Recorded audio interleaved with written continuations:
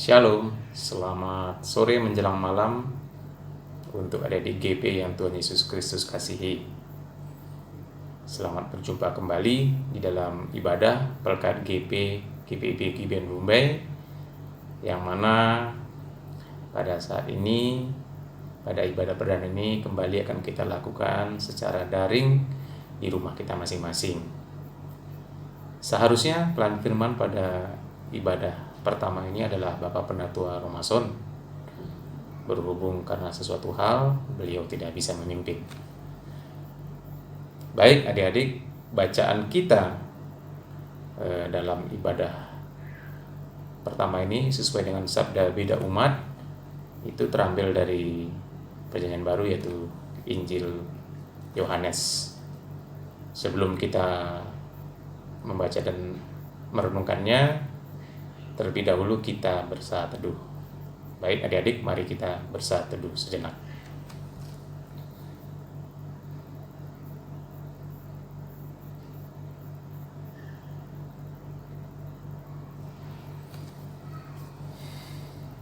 Adik-adik, sebelum kita membaca, kita akan bernyanyi terlebih dahulu dari Kidung Jemaat nomor 40, Ajaib Benar Anugerah.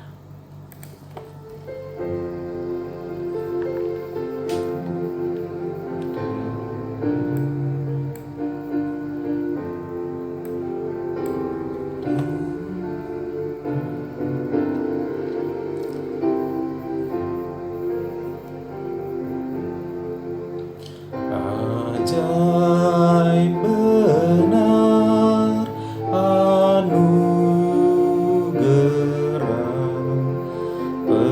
pembarui hidupku.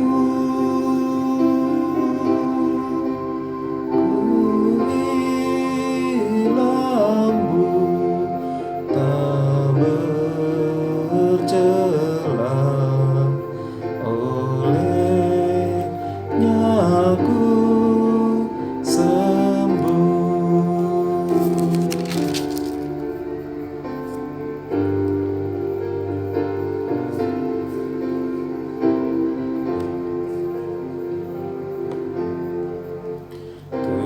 Ketika insafku cemas, sekarang ku lega. Syukur beban ku telah lepas, berkat anugerah.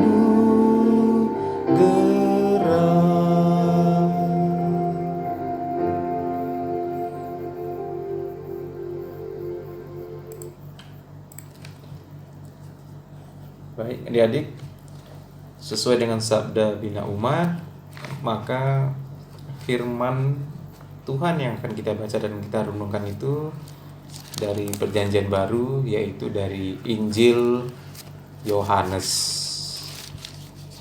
Injil Yohanes pasal 9 ayat 35 sampai 41. Sebelum kita membacanya, kita berdoa terlebih dahulu. Mari kita berdoa. Bapa kami yang di surga, terima kasih kami ucapkan atas kesempatan yang indah yang Kau berikan kepada kami, di mana pada saat ini kami akan masuk ke dalam ibadah Pelkat GP. Kiranya Tuhan yang memberkati kami, memberkati hamba yang akan membawakan renungan firman, dan juga Engkau berkati ada di GP yang mendengarkan firman ini, agar kiranya sabda kebenaran firman-Mu dapat kami pahami dan juga dapat kami mengerti. Bapa, bersabdalah, kami sudah siap untuk mendengar. Dalam nama Tuhan Yesus kami berdoa. Amin.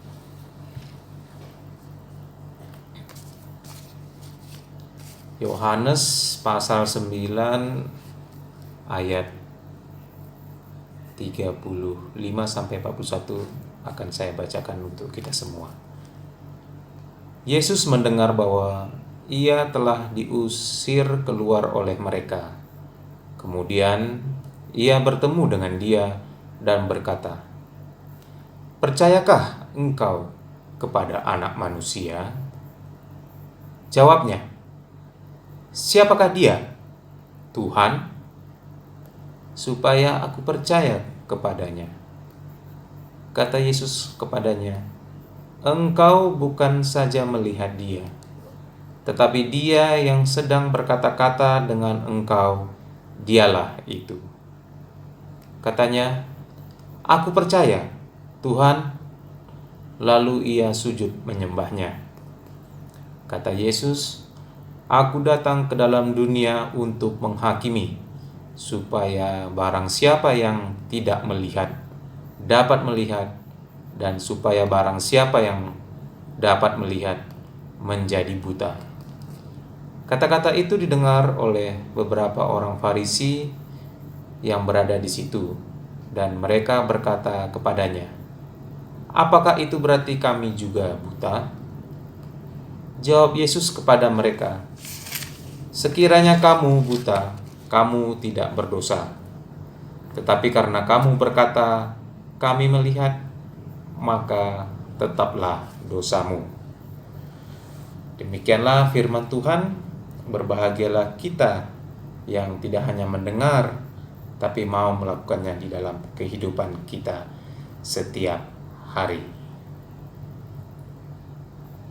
Ada di GP yang Tuhan Yesus Kristus kasihi, perikop bacaan kita ini adalah akhir dari suatu cerita di pasal 9. Kalau kita lihat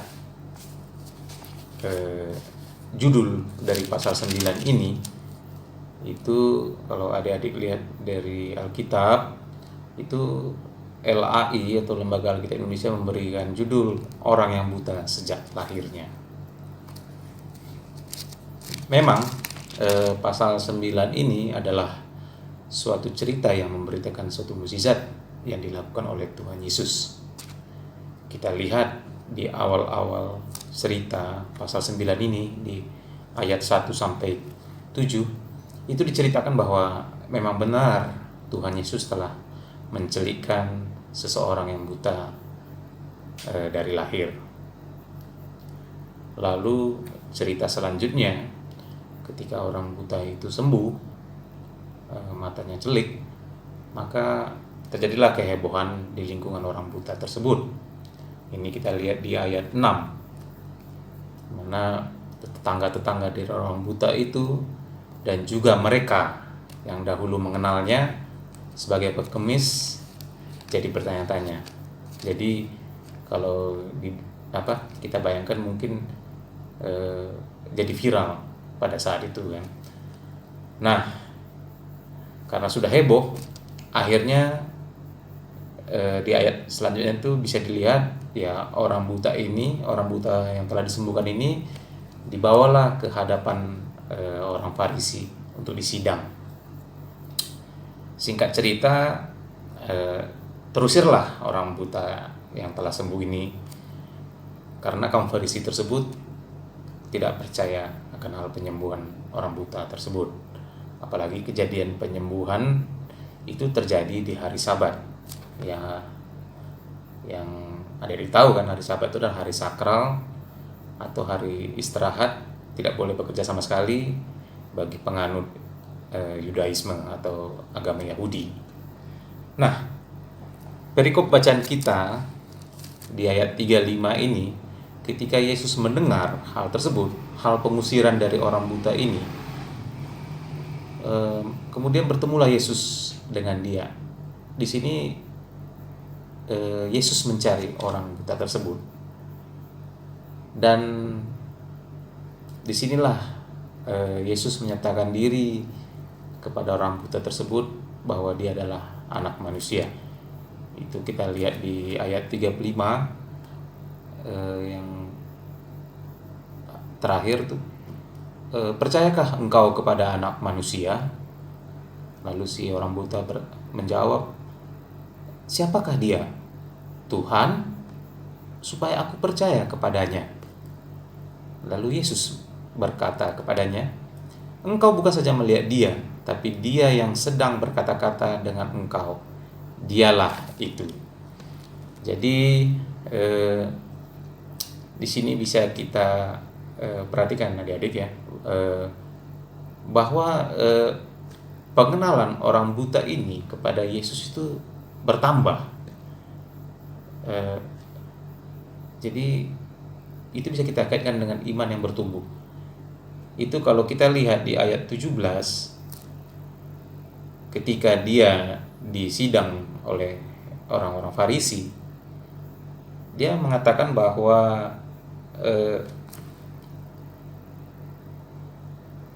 ia telah memelekkan matamu. Jawabnya, ia adalah seorang nabi. Jadi pengenalannya pertama itu ya Yesusnya adalah seorang nabi. Lalu berkembang di ayat 33, di situ dia mengatakan bahwa Yesus adalah seorang yang diutus oleh Allah. Nah, dari nabi menjadi seseorang yang diutus oleh Allah. Terus masuk ke perikop bacaan kita. Nah, di situ Yesus menyatakan diri dia sebagai seorang anak manusia, dan si orang buta itu percaya. Itu kita lihat ayat 38. Katanya, aku percaya Tuhan, dan dia sujud menyembahnya. Memang orang-orang yang diberi anugerah oleh Tuhan itu akan selalu mengalami pertumbuhan di dalam mengenal Tuhan.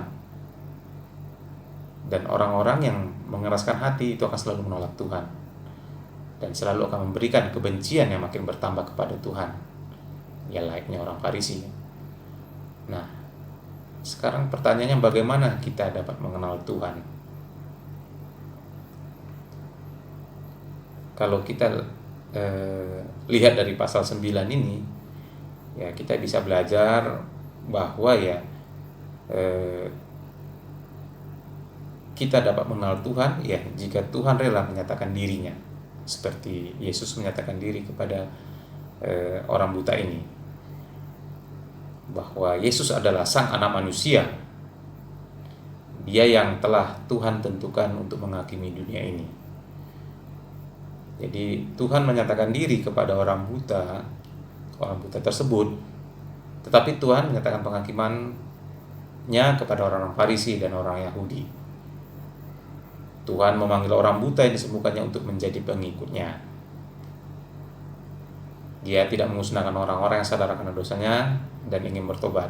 Mereka yang tidak sadar akan dosa, mereka itulah yang akan dihakimi olehnya. Nah, kalau dari GP sendiri bagaimana? Apakah sudah mengenal Tuhan?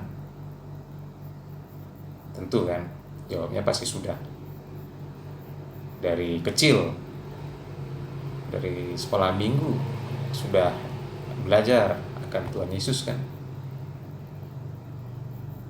PA, masuk ke taruna, terus meningkat, ikut katekisasi, sehingga akhirnya diteguhkan mengakui mempercaya secara dewasa, yang artinya ya secara iman ya kita telah dewasa kan. Tapi kita harus hati-hati juga, kita jangan terjebak dengan kepalsuan atau buta rohani seperti orang Farisi yang dalam cerita kita ini. Ada tahu kan orang Farisi itu, kalau di dalam kamus Alkitab ini saya tadi lihat di sini tertera ya, orang Farisi itu adalah suatu golongan dari para rabi dan ahli Taurat yang sangat berpengaruh di masa itu. Mereka berpegang teguh pada Taurat Musa. Nah, itu di bacaan pasal 9 ini ada, mereka menyebutkan ya mereka adalah murid Musa. Jadi mereka menantang juga kan. Nah, tapi itu secara teori. Jadi memang bisa dibilang ya kaum Farisi ini secara teori mereka sempurna, terutama dalam pemahaman teologi Yudaisme. Ya karena memang agama Yahudi kan. Ya kalau dalam penilaian mungkin nilainya selalu 100 itu. Tapi nyatanya apa ya? Itu semua semu. Kenapa semu saya bilang? Karena ketika Yesus datang ke dunia dan menyatakan diri sebagai Mesias atau anak manusia, orang-orang Farisi itu tidak mengakuinya. Padahal nabi-nabi sesudah Musa seperti Yeremia, Yesaya ataupun Daniel itu telah meramalkan akan kedatangan Mesias sebagai anak manusia. Tapi orang-orang Farisi ini tidak. Sampai sekarang pun ada ya orang-orang Yahudi ini ada tetap yang tidak mengakui Yesus Kristus sebagai Mesias. Mereka masih menunggu kedatangan Sang Mesias. Padahal kita yang percaya malah kita akan menunggu kedatangan yang kedua kali. Nah, ada di GP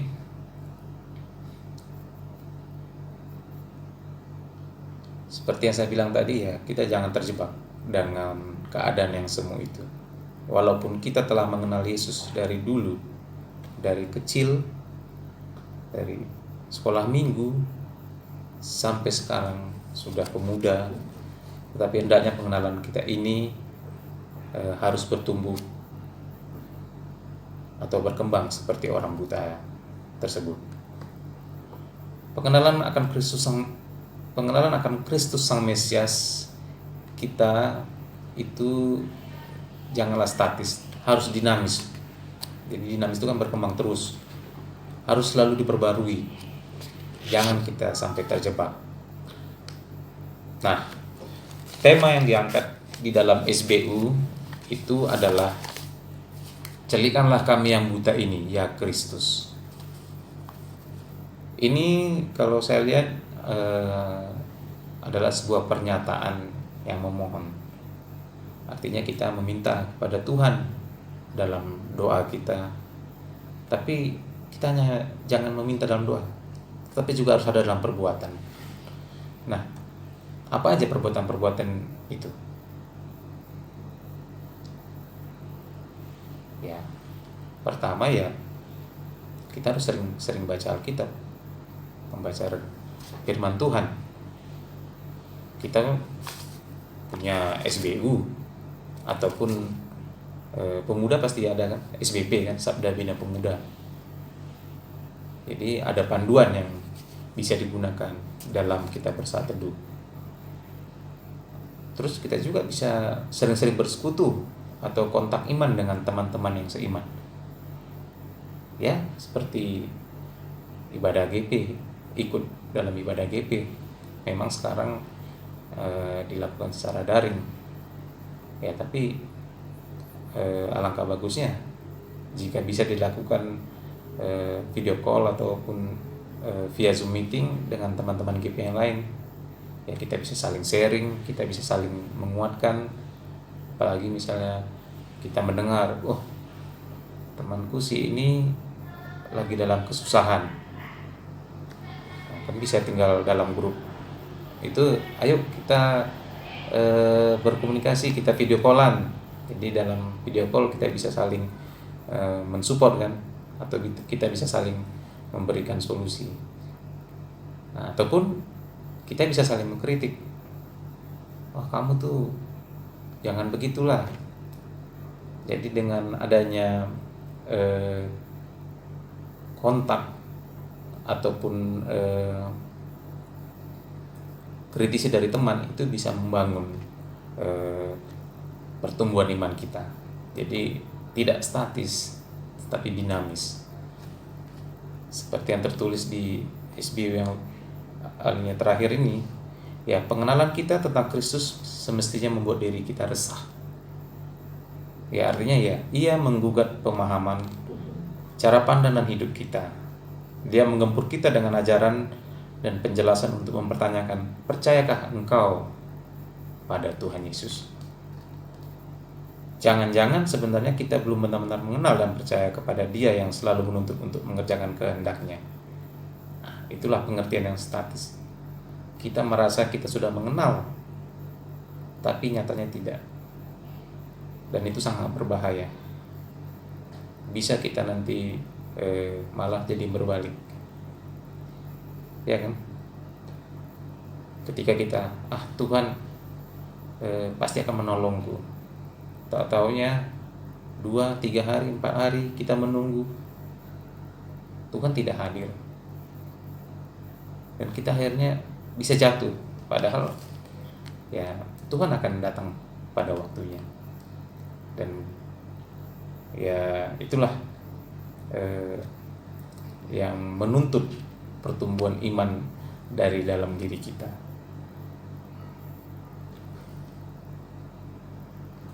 Nah, kiranya Kristus sang pencelik agung itu memulihkan dan memampukan kita menjadi pemberita kasih-Nya dengan terus bersaksi dan berkarya dalam masa perjuangan ini. Jadi jangan kita terjebak. Sekali lagi saya bilang, ya, iman kita, pengenalan kita kepada Kristus harus senantiasa bertumbuh. Cari selalu kebenaran firman Tuhan.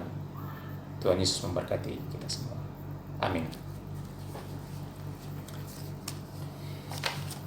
Baik, adik-adik GP, untuk merespon firman Tuhan yang telah kita baca dan kita dengar, kita akan kembali bernyanyi dari Kidung Jemaat nomor 40, Ajaib Benar Tuhan, Ajaib Benar Anugerah. Itu bait yang ke-3 dan 4.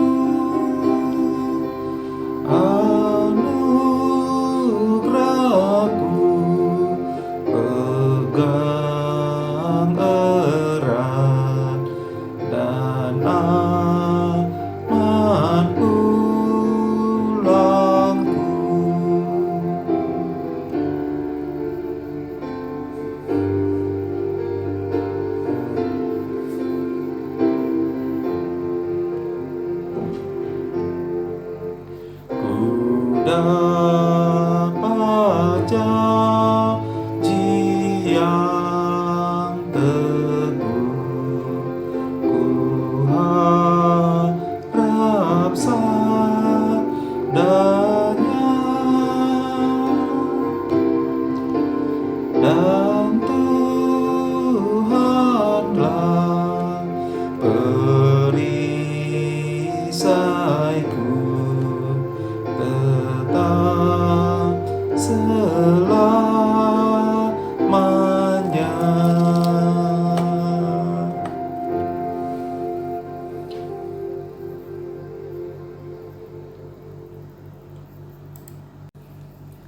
Baik adik-adik GP, sebelum kita akhiri, mari kita tutup dengan doa. Mari kita berdoa. Bapa Surgawi, Bapa yang baik, segala puji syukur kami panjatkan kehadirat-Mu. Terima kasih Bapa atas firman-Mu yang telah kami baca dan renungkan bersama. Kami banyak belajar. Kami sering menjadi orang-orang buta yang tersesat di dalam kehidupan kami. Untuk itu, Tuhan Yesus, tolonglah kami, kuatkanlah kami, ajarilah kami agar kami tidak buta, agar kami celik untuk menerapkan firman-Mu di dalam kehidupan kami. Bapa, di dalam doa kami ini, kami mohon agar kiranya Engkau berkenan untuk menganugerahkan kami selalu kesehatan, terutama di tengah-tengah pandemi COVID-19 yang masih melanda dalam kehidupan kami. Kiranya Engkau selalu melindungi kami, jauhkan kami semua dari virus COVID-19 ini. Bapa, kami juga berdoa untuk keluarga kami masing-masing. Kami berdoa untuk orang tua kami, Papa dan Mama. Kami berdoa untuk abang, kakak dan adik-adik. Kiranya Tuhan berkenan untuk memberkati mereka semua. Kami juga berdoa untuk Pelkat GPIB Gipion Rumbai. Engkau berkati para pengurus, agar para pengurus bisa menjalankan fungsi dan tugas kepengurusannya dengan baik di sepanjang tahun 2021 ini. Engkau juga berkati para anggota GP yang sudah bekerja. Kiranya Tuhan yang selalu menyertai anggota GP yang sudah bekerja agar bisa bekerja dengan baik di perusahaan mereka bekerja. Engkau yang memampukan mereka di dalam dunia pekerjaan mereka. Demikian juga untuk anggota GP yang masih mencari pekerjaan. Kiranya Tuhan yang memberikan kemudahan dan kesempatan bagi anggota GP ini agar mendapatkan pekerjaan sesuai dengan minatnya. Kami juga berdoa untuk anggota GP yang lagi mencari jodoh. Kiranya Tuhan yang membukakan pintu bagi mereka agar mereka segera menemukan pasangannya yang sepadan dengan mereka dan juga yang seturut dengan kehendak-Mu. Bapa, kami juga berdoa untuk teman-teman kami yang lagi dalam keadaan sakit. Kiranya Tuhan yang menjamah, Tuhan sembuhkan teman-teman kami ini agar bisa segera sehat dan kembali di dalam aktivitasnya masing-masing. Bapa, kami juga berdoa untuk gereja kami GPIB Gipion Rumbai. Engkau yang memberkati Pendeta Helen dan keluarga, Pak Paul dan Adik Glory. Engkau juga yang memberkati para presbiter, penatua dan diaken agar bisa bersinergi dalam pelayanan bersama-sama. Engkau juga berkati Pendeta Novi yang pada saat ini lagi mengambil cuti tahunan dan perkawinan, agar kiranya segala rencana dan program yang telah dia rancang itu bisa berjalan dengan baik. Bapa, inilah doa kami. Kehendak-Mu lah yang jadi, bukan kehendak kami. Ampuni juga segala dosa kami, agar kami tetap layak di hadapan-Mu. Biarlah damai sejahtera selalu menyertai kami semua, selalu menyertai Pelkat Gerakan Pemuda GPIB Gipion Rumbai dari sekarang sampai selama-lamanya. Amin. Baik, adik-adik GP, ibadah kita sudah selesai. Sampai ketemu lagi dalam ibadah-ibadah selanjutnya. Yang penting tetap sehat, selalu mengikuti protokol kesehatan agar kita semua bisa selamat sampai nanti pandemi ini berakhir. Terima kasih. Tuhan Yesus memberkati kita semua. Amin.